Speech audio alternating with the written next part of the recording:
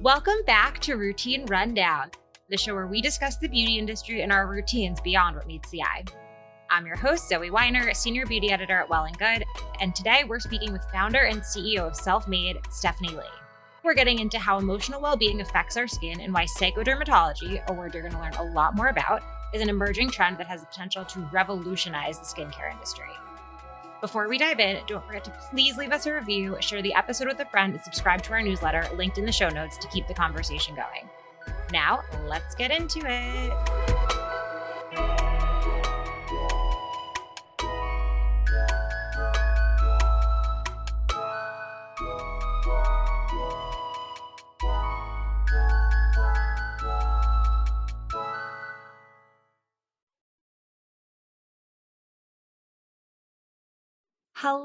Hello. Welcome to Routine Rundown. I'm Zoe Weiner, Well+Good Senior Beauty Editor, and I am joined today by Stephanie Lee, who is the founder and CEO of Self-Made, which is a psychodermatology skincare brand. If you are not familiar with the term psychodermatology, you will be next year for sure.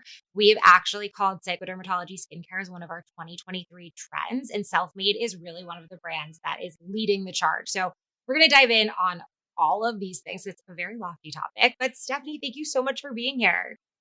I'm so excited to be here and talk about one of my favorite things. So thanks for having me on. And I love that this is a big trend for the next year. I can't wait to dive in with you. I know. I feel like there's so much here. And I'm like, where do we even start? Let's start with, how would you define psychodermatology? What is that? What, for people who've never heard the word before, what does that mean? So psychodermatology is more of a kind of newer study that has happened within the last 10, 20 years. And it's really about that brain-body connections, brain-skin connection. Fun fact, our brain and our skin come from the same layer called the ectoderm when we are an embryo. And so that connection has existed from like the moment we exist, right?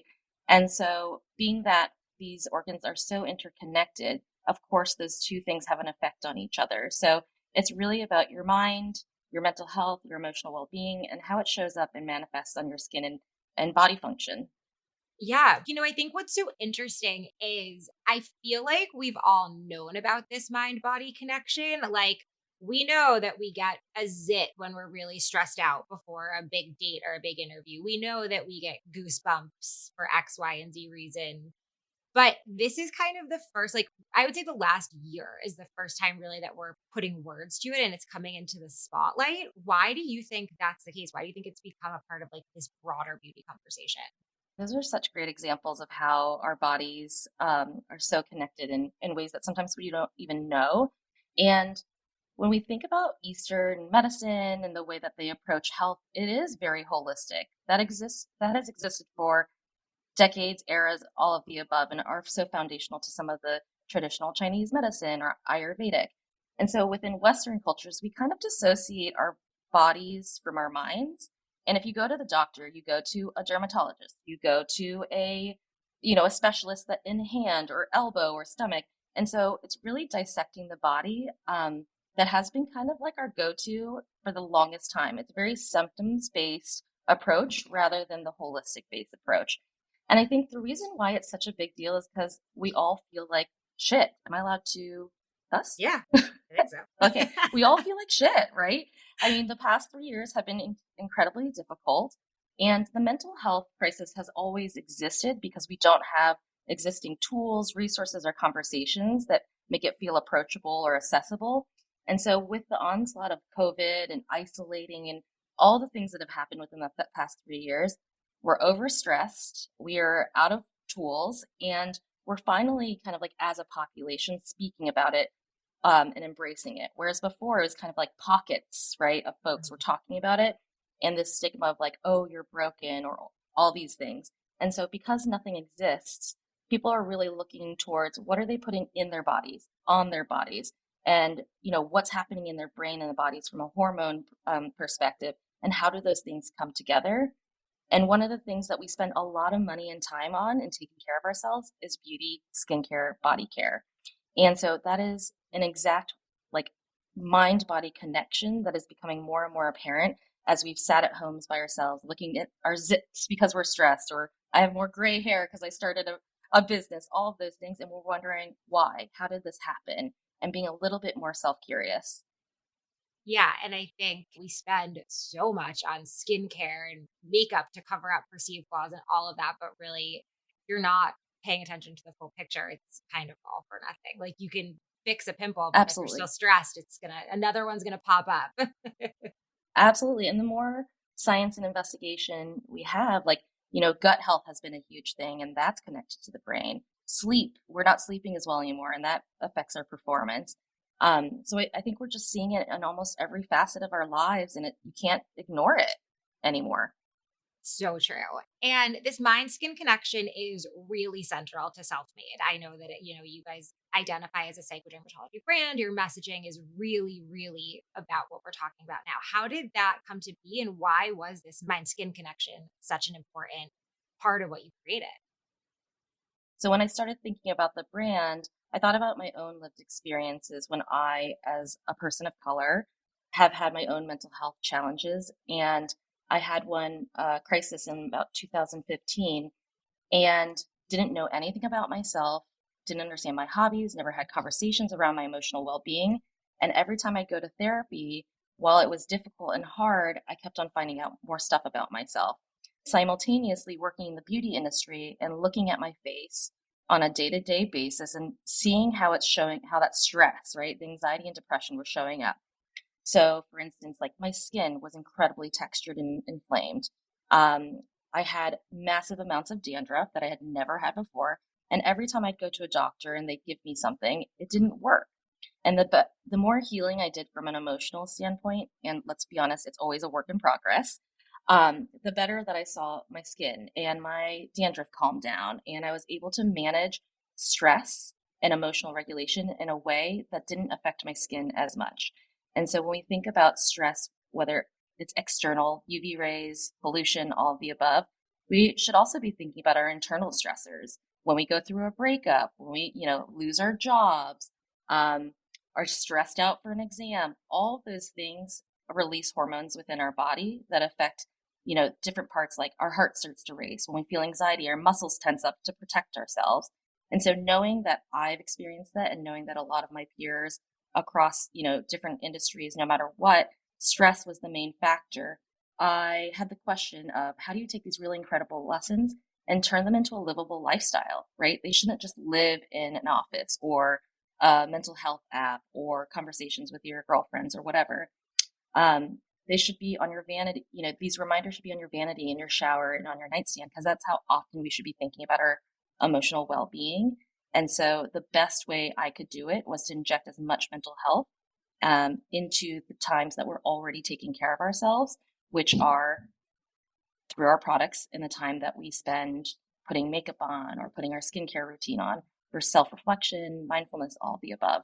And I know for your products, the mind skin connection of it is very multifaceted. Like there's the mindfulness piece of it. I know the textures are very thoughtfully curated and that you want it to feel like a real sensory, relaxing experience. And then there are also, I think it's the latest launch and maybe something else has a neuro cosmetic ingredient in it, right? That can Yeah, actually chill you out. you're absolutely right. It's like so many layers of an onion that I can get super nerdy and dig into all of them, which I'm so happy to do. Let's do it. But yeah, so from the base core of what this brand is, based on so much data and conversations with women of color, Gen Z, is that we know that those with a higher feeling of self worth are 10 times more likely to see themselves as beautiful. So, from a brand thesis standpoint, we know that it's exact opposite of what the beauty industry said for so long, that when you feel good, you look good. And who else cares except for you? It's so cool. And I think it's so cool that each product has that multifaceted kind of different pronged approach because, there is no one size fits all to what people are dealing with, how to make people feel better. It's introducing the mental health conversation into, as you said, a new part of people's routines and getting them to think about it. I don't know. I feel like if I was younger and did not necessarily have the language or the understanding of mental health and kind of all of these concepts, like to have them introduced to me in my routine, my beauty routine, and normalized in that way to be learning about them for the first time is so cool. This is absolutely for all of our younger selves, because you're lucky if your parents could teach you these things. It's not taught in school. So, how do you learn about what you need as a human being from mental, physical, social, emotional, all of these things? So, it's been really cool to work on this because what I'm trying to do is different. Learning these words and caring for yourself isn't really something that I think you can buy in just a jar, right? Mhm. It's about thinking about these things as tools and having conversations around them with people you love and know. Yeah. Well, traditionally, so much of the beauty industry has played into people's not feeling great, let's say, and like mental health struggles and anxiety and things like that. And to see the beauty industry kind of working against that, or at least in your brand. And I think in some pockets of the industry, it's Yeah, starting to be more positive. Like it feels just yeah. complete 180 to what I grew up with, let's Oh, say. absolutely. Absolutely. And words are so powerful too, and all these messages kind of work their ways into our brains and, Mhm. whatever narrative we have in our brains and lived experience that tell us that we're worthy or not worthy or all of the above. So I totally appreciate that as well.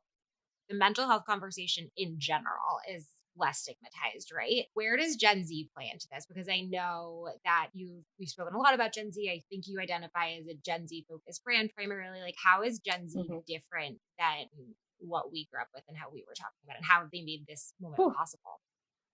That's a great question. Well, firstly, they are a cohort that's unlike millennials enough, in a way that I haven't seen before as a consumer, but also the fact that they can cry on TikTok and be totally fine with it, right? And like spill their feelings and feel lost and say that they feel lost. I read a study the other day that emotional intelligence has been on the decline for the last 20 years with young people. And I know, kind of crazy, right? Because remember, it was like such a buzzword in work and all this stuff. But emotional intelligence is the ability to use emotions as data points in order to process them, manage them, and then make decisions. And so that is essentially what we as a group are kind of a people are lacking at this point is like, how do we make decisions based on our emotions if we don't know how we feel? Whereas Gen Z is like, I feel X, but don't have the tools, right? And so the reason why it's so different is, we're in the middle of a pandemic. There's also unfortunate school shootings that they actually have to actively prepare for. The rise of climate change. The world is more anxious. The world is a huge stressor, and I think that is part of the reason why mental health is one of their number one concerns. And at the same time, they're the cohort that's most likely to report feeling not well and anxious and depressed, but not find or seek out clinical help. And I think that's because a few things. Number one, seeing yourself, in a practitioner. 83% of psychologists are white. What about the rest of us? If we can't see ourselves in who we're speaking to, how do we get these things out? And talking about our feelings. So I think for Gen Z specifically, they're so primed because they want to talk about it. They are so vulnerable and transparent, um, that it's been really incredible to do the work with them. And when we launched our third product, Self Disclosure, I gave it to them for 4 weeks and I gave it to our mental health counselor. And I was like, let's try this. Let's reconvene in a month and let's talk about it. And the types of conversations they're having at 19 about sexual agency and marketing feeling like they're not enough to saying, I don't even like to look at my thighs or stomach, let alone touch them, but this taught me how to touch myself lovingly. Those are words I never uttered as a 19 to 23-year-old. And so for me, it's really encouraging and hopeful to see this generation come together and want to make change and know that things that exist today have to drastically evolve in order to be and make the impact we want in the future. Like it feels like the absolute purest form of self-care. You know what I mean? Like taking a product that is meant to de-stress you, really, taking the messaging and standing there, and whether it's putting it on your body, putting it on your face, like making that mindful, just using ingredients that are helping to lower your stress levels in your skin. Like it just feels like if there were one practice to define self-care, I feel like it would be putting on your self-made moisturizer. Honestly, comfort plus serum. Like that, it just The feels like what Comfort it Serum is. Plus. Yeah, Yeah. comfort And it serum has a plus. sister called a sister product called the Corrective Experience Comfort Cream. Mhm. And that's based on creating corrective emotional experiences, which is having a new perspective on an old story and choosing to do something differently to heal yourself. And so that's really what healing is on a cellular level, when it comes to having corrective emotional experiences. So, and then like even more kind of like on a day-to-day basis, like self-touch is self-care. If we do that in intentional ways, there's even something called skin hunger. Our skin hungers to be touched. So giving yourself a hug, touching yourself, giving you a massage when you're using, our scalp scrub, all of those things are things that you can do to meet your own needs. And that is a very powerful thing. Well, and I think it's so cool that you put this into multiple parts of people's routines too. Like the intimacy oil, it serves a different purpose in people's routine than a serum or a moisturizer, than a scrub, than a face and scalp scrub. Like it's giving people multiple opportunities to experience this throughout the day. Yeah, and that's an extremely intentional thing because remember when we were all doing like the Korean 12-step guy, Mhm. like ritual, and then there's like, the three-step, the Clinique three-step. We just don't live our lives in that way anymore, right? We're moving around, we are more active, we are simplifying and considering, what's the quality of my life and what do I want to do with it, especially through COVID. So the intention is we want to be a touch point throughout your whole day ritual of how you care for yourself, because caring, again, shouldn't exist just in a doctor's office or your vanity. It should exist throughout your whole entire day in different areas of your life.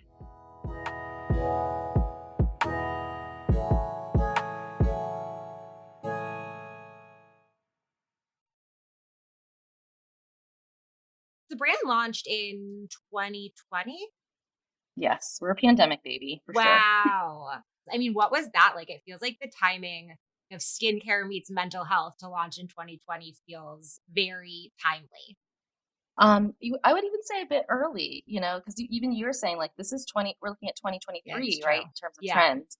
And so, yes, I've been thinking about this for a while because my mental health journey and healing journey started in 2015, which led me to do tons of therapy and tons of self exploration and reflection. And then I was kind of like, society is bullshit. It's telling me that I'm not worthy, through big and small messages everywhere I look. And then I'm also paying like $250 per session of therapy to embrace my inherent worth that I was already born with for free. That was free, right? And those two things are very much in conflict. And so after learning this, I was like, you know what? I'm going to go travel around the world. So I took a year off, went to 11 countries, 16 states, and I talked to people across the world about mental health and emotional well being and their self worth. And came back in 2019 with each of those stories. And what I realized is for as much as we celebrate our own uniqueness and own, diversity, we all experience similar things: sadness, excitement, passion, joy, disappointment. And that sameness is actually what connects us and makes us feel like we belong to something bigger. And so came with this idea. And before I even started it, like truly, when I came back in 2019, I met with several mental health practitioners and ran the idea by them. Because I was like, if it doesn't actually make a difference in someone's lives in a palpable way, then there's not really a point, right? Mhm. And so started it. And as I started it, pandemic came and it was absolutely nuts. But I think people have been really called to the mission of what we're doing and find authenticity in the rigor of how we're putting it together and how we care for people in a different way that feels more relationship based, I think. And that's Mhm. because we have a little bit more time during COVID too. That's so cool that you traveled everywhere. I actually had a similar experience as part of my own healing journey a few years Ooh, tell ago. me. I did a year and a half, 18 countries. I I lost, but it love was it. amazing. I was like, I need a break. I was grieving and Yes. I Yes. had some traumatic things happen. And I was like, I just need to go and learn to take. And it was the best thing I could have done. I mean, Yes, obviously traveling is incredible and seeing different worlds and different lives is incredible. But like the independence and the empowerment and autonomy of the experience was really just like I learned to be an adult. absolutely. I'm curious about the psychodermatology experience for you when you were just saying you went through a few things. Did you see that experience on your skin and your body? Oh, yeah. Oh, yeah. I was breaking out. My skin was Mm, really sallow. And I mean, something that I think is worth mentioning for your listeners too is like stress impacts every single point of your skin, right? Like it's visible signs of aging, like wrinkles and dullness are exacerbated by stress, acne, like every skin concern you can think of, right, is exacerbated by stress. And I absolutely. feel like Moisture barrier. yep. Yeah, because stress weakens your moisture barrier, which lets in all kinds of bad stuff, right? So yeah, when I Absolutely. was in a bad way, my skin was also showing it. So yeah, but I mean, I feel like we've all had those moments, right? Where we're like, shit, everything Absolutely. sucks and my skin looks like trash. Oh, and on the flip side, when you have your dopamine and endorphins and all of those things pumping, your skin is glowing. Like, when not you, but people get pregnant, when Mhm. they say the pregnancy glow, that is a very real thing. So as much as cortisol creates stress triggers within our body, on the flip side, experiencing joy, gratitude, being with yourself, expressing and connecting with all of those folks also releases oxytocin. And so that's what actually makes us feel like we want to be closer with other folks, right? And I guess the last big thing is, psychodermatology through the therapeutic lens of mental health also lends to skin neutrality. Our skin is neither good nor bad. It is our biggest organ that protects us. So if we love it, it will love us back, and do the best that it can to protect us from the outside forces, right? And even sometimes our own self-inflicted stressors when I like to pick a zit. Mhm. Yeah, does healthy skin look a certain way? Yes, but can healthy skin have perceived imperfections and flaws? Absolutely. Like it doesn't have to be glowy, smooth, all of those things to be Absolutely. healthy and do its job. And I think that's such an important message. And I would even kind of challenge the imperfection and flaws because who came up with those? Who said this is perfect? Who said this is a flaw? These are all things that our body is trying to do and how it shows up. And even when we think about kind of going back down the mental health line, you know, taking into account intergenerational trauma and epigenetics, which is trauma baked into our genes, we all are kind of like a sum of different parts of our lives. And understanding where we come from also helps us take care of ourselves better. It's like the interesting dichotomy. Like we would never write. Like I just said it. I was like my skin was trash. I would never speak to our readers that way. If I'd heard Mm-hmm. anybody else saying that, I'd be like, no, no, no, no, no, that's not okay. But I think that getting to that place, at least for me, like with myself, that's the piece that takes work, because of so Oh, much of it. absolutely. Yeah, there's so much. Absolutely. And I think for us, the behavior change that I would love to see, and I've started to see, which is really cool, is like when you get a zit, rather than being like, oh shit, I look so ugly, or oh my gosh, I have to cover it up immediately or get rid of it, is like, oh, I have a zit. I wonder what I'm stressed about, or I wonder what contributed to this. Having self reflection enough to say, what do I need to change or do in order to take care of myself rather than kind of like that whole stress cycle of like, oh my gosh, I have a zit, let me pick it. Then I, have hyperpigmentation and then this and then that. And then we kind of go into this stress cycle. Yeah, and I think that feels reflective of kind of how skincare in general like how the conversation on it is moving. One of our trends for this year, for example, was all about skin longevity and like preventative measures. And I feel like as we kind of learn more about the skin and as also, younger people are excited about taking care of their skin, we are thinking like, how can we treat the whole thing instead of band-aid solutioning a pimple or a wrinkle when it pops up? Like, how can we really keep our skin healthy, 360 degrees healthy? Yeah, I love that. I so much because when you think about preventative care and stress in general, like, if we can have early detection of stress in our bodies with like zits or whatever it might be, the impact of stress ranges from zits, red skin inflammation, all the way to heart attack, Hmm. right? And so if we can understand and manage stress, that is the ultimate preventative care, right? Of like how we consider our health for our lifetime. Hmm. Yeah. Actually, something I wanted to ask you about is about the self-made community. And I know when you launched, there were you guys were offering resources and program like educational programs. Tell me a little bit about like the outside of the bathroom piece of it, I guess. Yeah. So when we launched, we had programming that aligned with every single product that launched, and that psychological concept. So attachment, resilience, and intimacy. And during the pandemic, it was such a hard time for everybody. And so we ran several self-care circles around these different products, not only how to use them, but, the conversations of what they stand for. And it's a really incredible experience because we brought folks to the table that probably normally wouldn't come to the beauty table, I would say. For instance, the Crown Act organizer, lead organizer for anti-discrimination of Black hair, or textured hair, came to the table and did a panel with us in Gen Zers.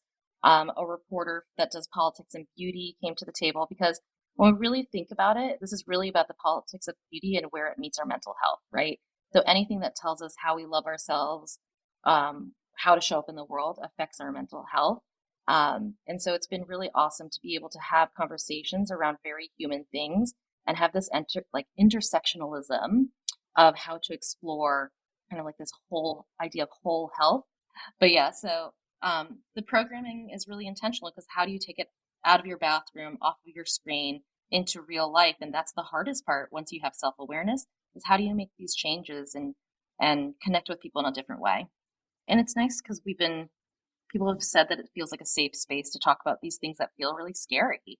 And so I think, how do we create more of those? And I love the conversation around mental health growing and growing.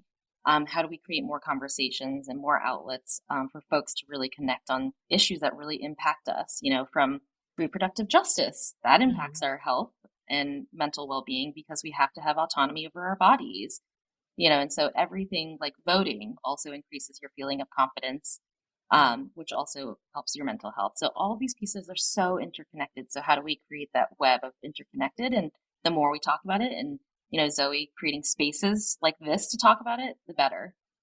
Yeah, I think it feels like a very unintimidating way for people to start having the mental health conversation too. I think it's not as scary as going on the internet and trying to find a therapist or going into like a Oh mental health gosh, chat. Like you're on a beauty, you're on a skincare page, and like let's talk about this thing that like we are all dealing with in a way that's yeah. not scary.